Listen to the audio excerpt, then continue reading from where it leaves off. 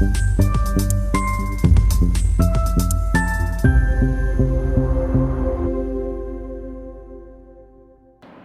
मित्रांनो, आज ऑपरेशन सिंदूरला 1 वर्ष पूर्ण झालं. ऑपरेशन सिंदूर भाग 2 म्हणजे खरं तर हे ऑपरेशन सिंदूर थांबलं नाही आहे, ते स्थगित करण्यात आलं होतं आणि त्यामुळे ते कधीही सुरू करता येऊ शकेल ही गोष्ट मान्य आहे. परंतु तरी देखील ऑपरेशन सिंदूर भाग 2 लवकरच हाती घेण्याची वेळ येऊ शकते. सभोवतालचे जे चित्र आहे ते बघता आणि त्यामुळे ऑपरेशन सिंदूर भाग 2साठी आपल्याला कोणती तयारी करणं आवश्यक आहे त्याचा आढावा घेण्यासाठी हा व्हिडिओ करत आहे. सर्वप्रथम ऑपरेशन सिंदूरनी भारताने हे स्पष्टपणे संपूर्ण जगाला दाखवून दिलं की दहशतवादाला कुठल्याही प्रकारचं समर्थन देता येऊ शकत नाही. तुम्ही जर दहशतवादाचा एक शस्त्र म्हणून वापर करणार असाल, निरपराध लोकांचे जीव घेणार असाल, तर तुम्हाला तुमच्या भाषेमध्ये उत्तर देण्यात येईल. तुमच्या देशात हल्ला करून उत्तर देण्यात येईल आणि तिथेही तुम्ही थांबला नाहीत तर तुम्हाला जरब बसेल, अद्दल घडेल असं उत्तर देण्यात येईल. आणि ते भारताने ऑपरेशन सिंदूरमध्ये दिलं होतं. ऑपरेशन सिंदूरचा सगळ्यात मोठा धडा कोणता?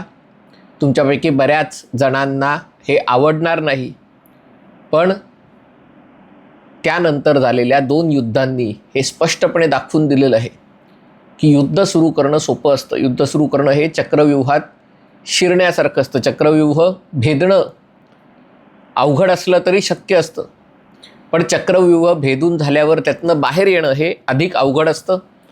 तसंच युद्ध सुरू करणं सोपं आहे, पण युद्ध थांबवणं, कधी थांबवणं, कसं थांबवणं याची जर तुमच्याकडे योजना असेल केवळ तरच तुम्ही आजच्या काळात युद्ध लढू शकता, जिंकू शकता.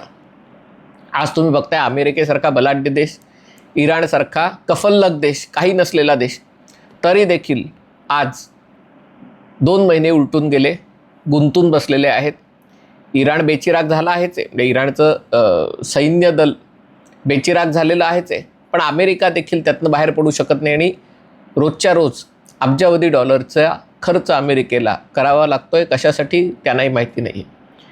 आणि त्यामुळे ऑपरेशन सिंदूर 4 दिवसात का थांबवलं, पाकव्याप्त काश्मीर का घेतला नाही, हे जे प्रश्न विचारत होते.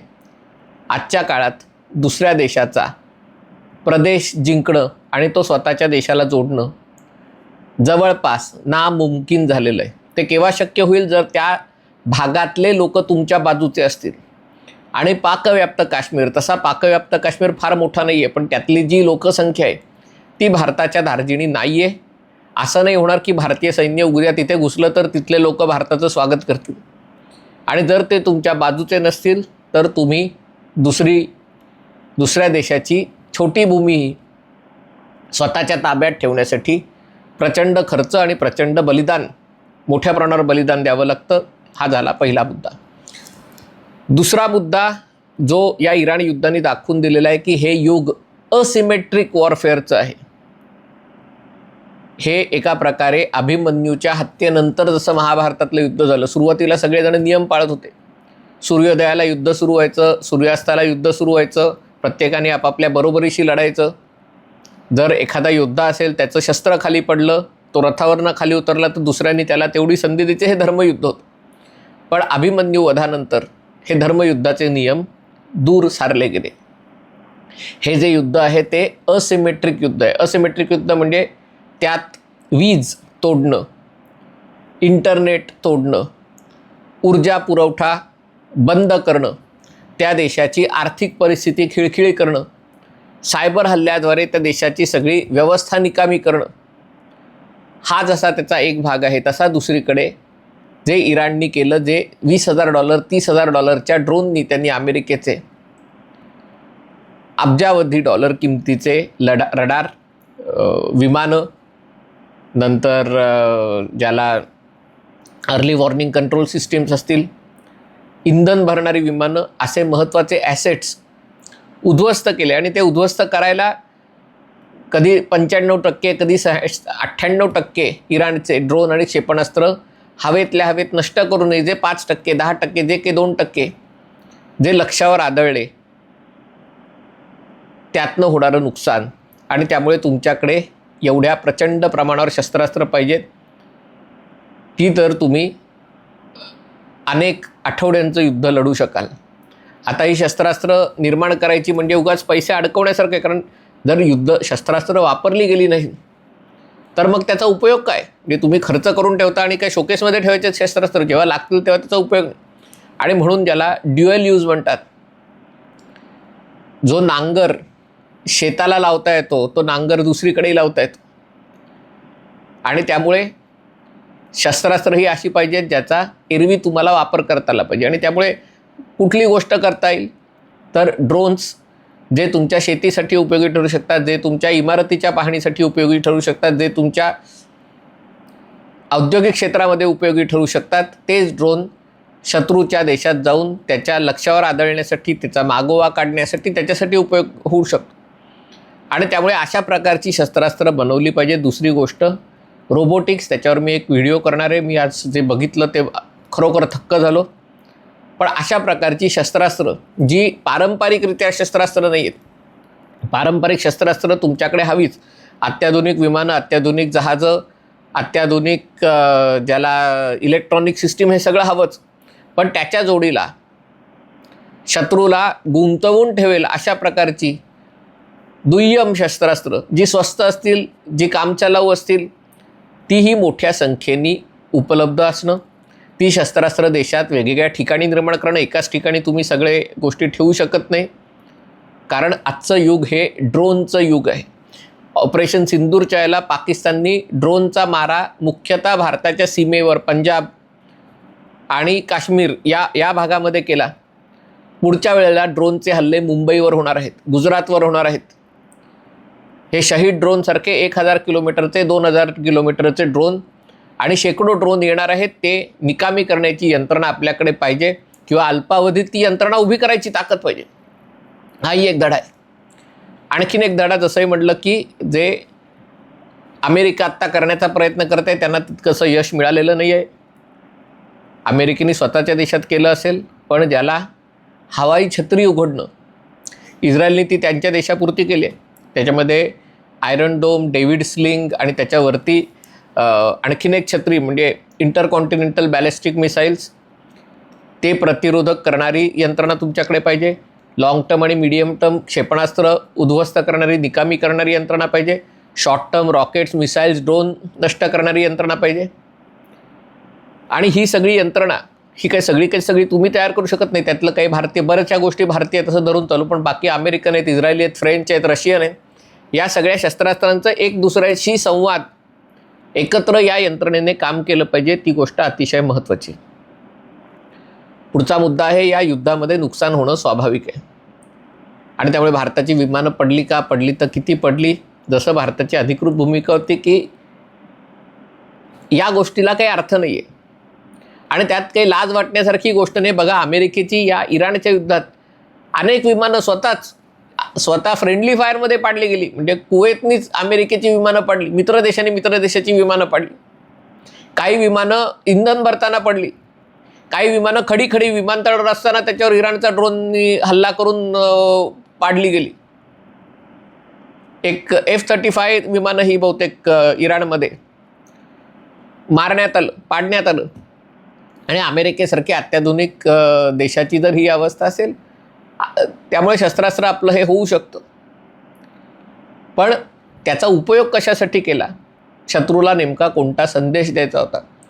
ऑपरेशन सिंदूरचं महत्त्व म्हणजे पाकिस्तानच्या 11 धावपट्ट्या आणि हवाई तळ, त्याच्यावर आपण अचूक आणि नेमकेपणाने हल्ला पाकिस्तानच्या या सगळ्या धावपट्ट्या निकामी केल्या.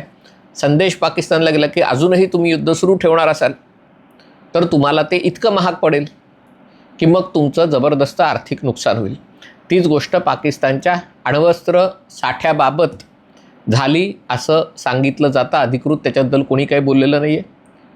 पण सरगोदाजवळ जो आपण अचूक हल्ला केला, तो जो टनेल पाकिस्तानच्या डोंगराच्या आत जात होता, त्याच्या आत काय होतं तर पाकिस्तानची अण्वस्त्र असावीत असं म्हटलं जातं. सगळे उपग्रहाच्या चित्रांवरची तीच गोष्ट आहे.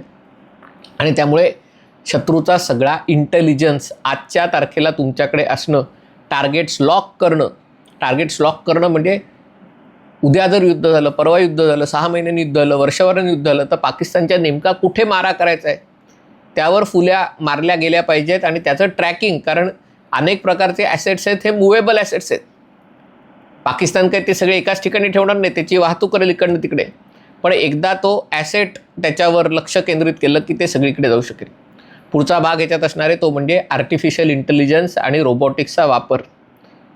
जसं युक्रेन करतं आहे, इस्रायलनी केला, इराणची सगळीच्या सगळी नेतृत्वाची फळी युद्धाच्या पहिल्या अर्ध्या तासात कापून टाकणं, त्यासाठी किती जबरदस्त इंटेलिजन्स असेल. त्याचे सगळे CCTV कॅमेरे हॅक करण्यात आले होते. आपले सगळे जवळपास सगळे CCTV कॅमेरे चायनीज आहेत आपले. आणि त्यामुळे ते कसे बदली करायचे किंवा त्यातलं निदान सॉफ्टवेअर कसं बदली करायचं म्हणजे ह्या सगळ्याकडे आता गांभीर्याने विचार करावा लागणार आहे.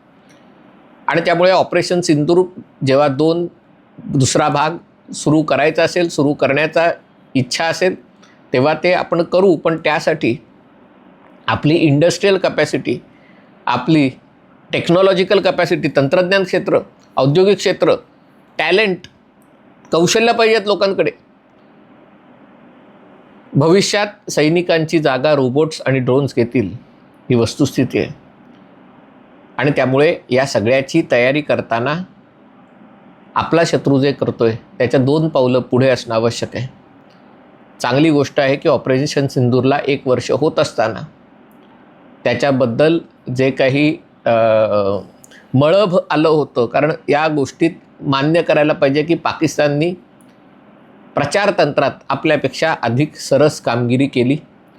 मिसइन्फॉर्मेशन, खोट्या बातम्या पसरवण्यात त्यांनी भारतापेक्षा, आणि जगाला वाटलं त्या खऱ्या बातम्या आहेत, हे त्यांनी केलं. याच्यामध्ये कोणताही वाद नाही. पुढच्या वेळेला जेव्हा हे युद्ध होईल तेव्हा आपल्याला पाकिस्तानच्या 2 पावलं पुढे, कारण आपण काय केलं, आपल्याकडचे कर्मदरिद्री विरोधी पक्ष आहेत ज्यांनी बालाकोटवर हल्ले केले, त्याच्यावरच शंका व्यक्त केली. त्यांनी पाकिस्तानची भूमिका मांडायला सुरुवात केली की 4 झाडं पाडून आले फक्त, अतिरेक्यांच्या तळावर हल्ला झालाच नाही. केवळ 2019च्या लोकसभा निवडणुकीसाठी नाटक करण्यात आलं असं हे कोण, हे पाकिस्तानी बोलत नव्हते, हे आपले राजकीय पक्ष बोलत होते. आणि त्यामुळे आपण त्यांना उत्तर द्यायची तयारी केली. पण पाकिस्ताननी त्या बाबतीत जपान, जर्मनी, फ्रान्स, अमेरिका सगळीकडे जो प्रचारतंत्र वापरलं. आता पाकिस्तानची चीन, सौदी अरेबिया, तुर्की आणि अमेरिका या 4ही देशांबरोबर चांगली युती आहे, अभद्र युती आहे. भारताचेही अमेरिकेशी संबंध आहेत, पण पाकिस्तानला काही अमेरिकेने वाऱ्यावर सोडलेलं नाही. आणि त्यामुळे जेव्हा पुढचं युद्ध होईल तेव्हा या सगळ्यांची, यांच्याशी काही थेट लढाई करावी लागणार नाही, पण चीन सॅटेलाईट इन्फॉर्मेशन देईल, अमेरिका पाकिस्तानला वाचवायला उभी राहील, तुर्कीकडनं ड्रोन मिळतील, कतार सौदीकडनं पैसे मिळतील. या सगळ्याची तयारी ठेवून आपल्याला ऑपरेशन सिंदूर 2 करायचं आहे. आणि त्यामुळे त्याची तयारी आपण सुरू केली असेलच, पण आपली, तुमची, आमची मानसिक तयारी त्याच्या दृष्टीने असणं आवश्यक आहे. हा व्हिडिओ आपल्याला आवडला असेल तर कृपया लाईक करा, शेअर करा आणि चॅनल सबस्क्राईब करण्याची विनंती आहे. तुर्तास इथेच थांबतो. पाहत रहा MH48.